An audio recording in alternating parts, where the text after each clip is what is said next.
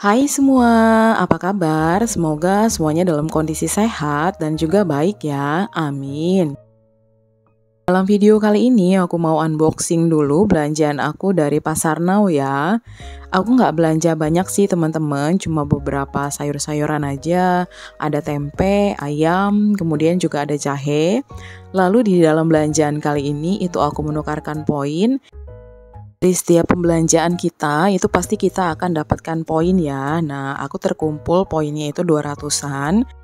Dan ini aku tukarkan dengan Silver Queen ini.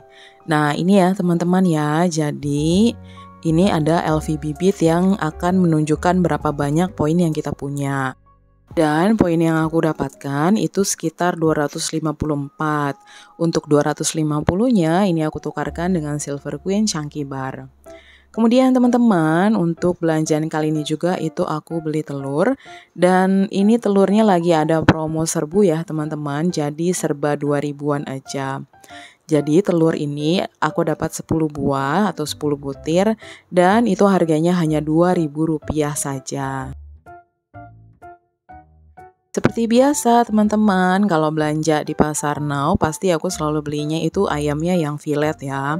Sebetulnya ini ayamnya itu beku ya teman-teman, tapi aku taruh di suhu ruang baru kemudian langsung aku food preparation. Nah, jadi sekarang kita sudah langsung masuk ke food preparationnya. Ini aku akan masukkan ke dalam wadah kotak-kotak yang akan jadi jatah harian. Kita buka dulu kotaknya, terus kemudian ayamnya itu nanti akan aku potong-potong. Ini setiap kali aku pegang ke ayam, pasti aku cuci tangan dulu ya teman-teman ya.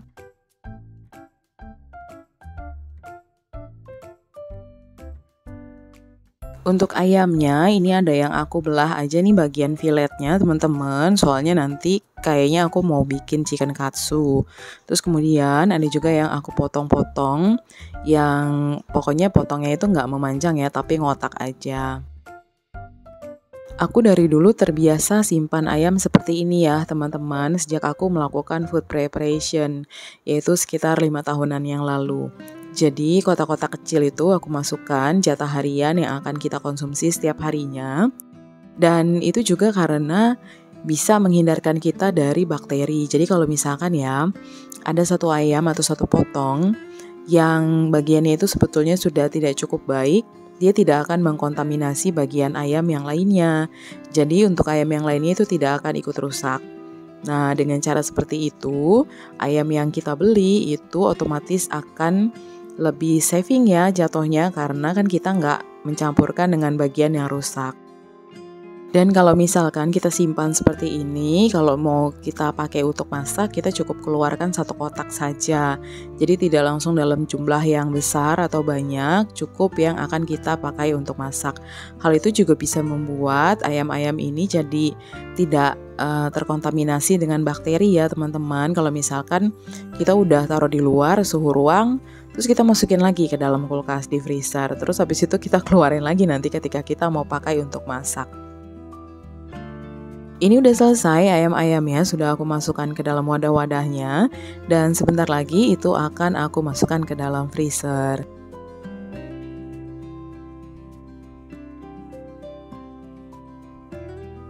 Sekarang aku mau food preparation untuk sayurannya. Jadi di sini aku pakai wadah dari Tupperware.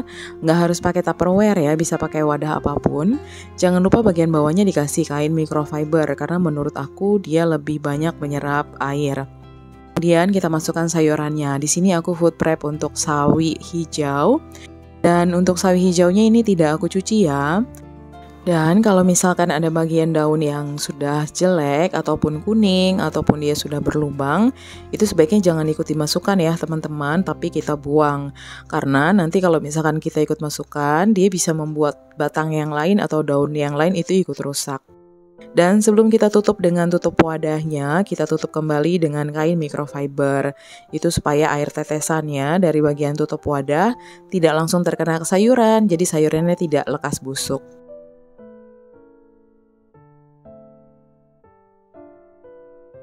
Lanjut teman-teman, untuk sayuran berikutnya ini adalah pakcoy. Nah, pakcoynya ini tuh ada bagian daun yang dia tuh sudah berlubang dan juga sudah menguning. Jadi untuk kali ini aku akan keluarkan daunnya tuh ya yang sudah ada kuning-kuningnya ataupun juga yang ada lubangnya. Kalau lubangnya nggak parah sih nggak apa-apa, tapi kalau lubangnya banyak lebih baik dikeluarkan. Nah, jadi ini aku keluarkan, terus aku masukkan lagi yang lainnya.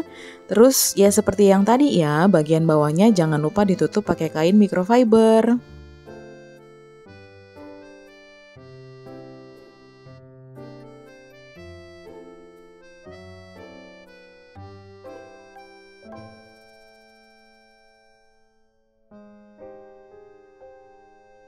Untuk yang berikutnya, ini aku tidak menggunakan kain microfiber karena lagi habis.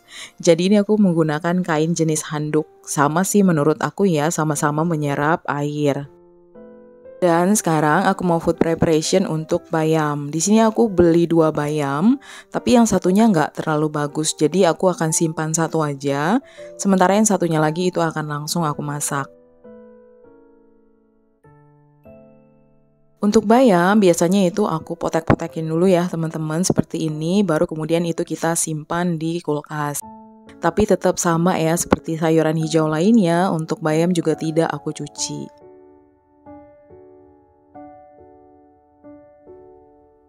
Dan sekarang kita akan masukkan ke dalam kulkas ya.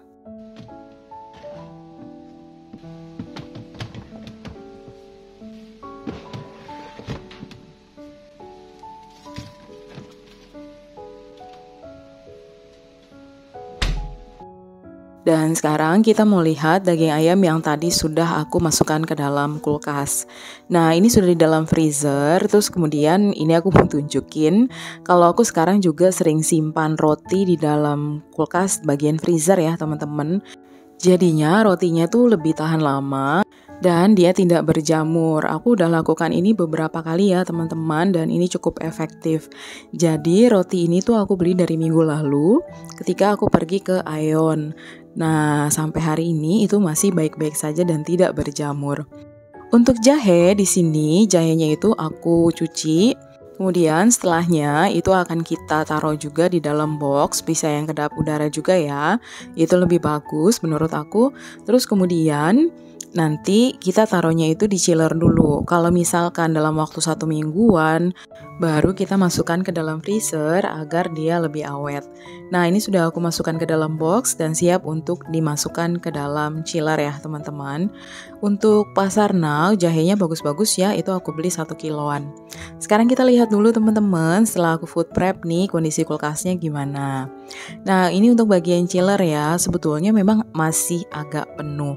Karena belanjaannya ini masih cukup banyak, kayak misalkan masih ada jahe, masih ada lemon sebetulnya, masih ada beberapa sayuran, dan juga masih ada jagung, masih ada sawi putih, terus kemudian juga itu aku masih ada 1 bongkol brokoli. Dan ini telurnya kita mau lihat. Nah, packagingnya itu sangat baik ya menurut aku karena telurnya itu nggak ada yang pecah sama sekali dan ini bisa terlihat di sini teman-teman. Nah, kemudian ini adalah detail dari pesanan aku. Jadi, pesanan aku itu di tanggal 29 Maret kemarin. Ini adalah harga dari telur ayamnya. Di sini harganya hanya 2.000 untuk 10 buah. Kemudian untuk Silver Queen, di sini juga dicantumkan harganya tapi sebetulnya aku tidak melakukan pembayaran. Jadi sama mereka ini tetap dihitung, tetapi sama kita ntar dienolkan. Lalu ada tempe dan bayam, bayamnya ini 500 gram ya teman-teman, tadi dapat 2. Kemudian untuk ayamnya itu boneless, itu harganya di 55.900. Lalu ada pakcoy dan juga sawi hijau. Total dari belanjaan aku itu sebetulnya adalah 212.400. Ongkos kirimnya 0, terus kemudian aku dapetin promo itu sampai dengan 89.900 karena dapat tukar poin tadi ya teman-teman ya. Kemudian seperti yang tadi aku sudah bilang, kalau untuk bayamnya yang udah agak jelek itu akan aku masak. Untuk bayam kali ini aku akan masak tanpa menggunakan minyak ya. Pertama kita rebus dulu nih air teman-teman. Untuk takaran airnya sesuai selera aja. Nah, ini aku campurkan dengan jagung dan aku kasih bumbu kunci di sini ya. Lalu kita masukkan bawang putih. Sementara menunggu teman-teman sampai airnya itu mendidih, ini aku mau mencampurkan tepung bumbu serbaguna yang aku beli dari ladang 5. Ini untuk menggoreng tempe. Nah, ini tuh enak ya teman-teman, menurut aku ini enak banget. Apalagi ini tuh tanpa menggunakan MSG, tanpa bahan pengawet, dan yang penting ini adalah gluten free. Untuk takarannya ini aku sesuaikan saja dengan banyaknya tempe yang hari ini aku mau goreng ya. Jadi dikarenakan aku itu kan belanja biasanya untuk 2 mingguan ya. Ya bisa seminggu atau untuk 2 minggu lah. Jadi kita beli tempenya itu benar-benar yang jarang banget. Karena aku juga nggak beli lagi nih tempe di luar atau di warung sayur dekat rumah. Jadi makanya kalau misalkan ada tempe, yaitu kita segera masak teman-teman. Ini aku goreng aja tempenya. Dan ini untuk si sayurnya.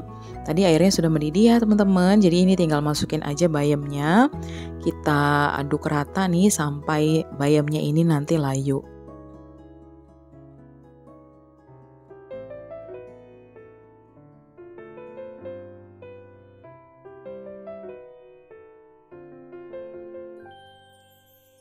Aku sudah mulai menggoreng teman-teman untuk tempenya dan itu pakai minyaknya sedikit aja ya, nggak terlalu banyak. Untuk sayurnya ini sudah aku bumbui juga teman-teman dengan garam, gula, dan juga sedikit kaldu jamur. Terus kemudian habis itu kita aduk rata dan ini pun selesai. Menurut aku ya kalau bayam dipakein kunci, aduh itu enak banget. Makanya aku juga punya stok di kulkas bagian freezer aku biar awet dan tahan lama. Oke teman-teman, ini tempenya aku balik dulu. Aku gorengnya juga nggak yang lama-lama sampai dia agak garing aja. Makanya tadi juga aku buat tempenya nggak tebel-tebel tapi agak tipis ya. Soalnya anak aku itu lebih suka tempe yang crispy.